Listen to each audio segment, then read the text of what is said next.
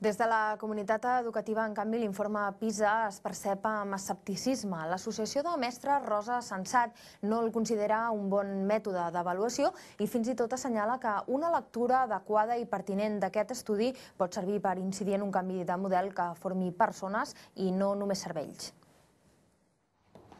En els darrers 15 anys s'ha fet un salt qualitatiu extraordinari.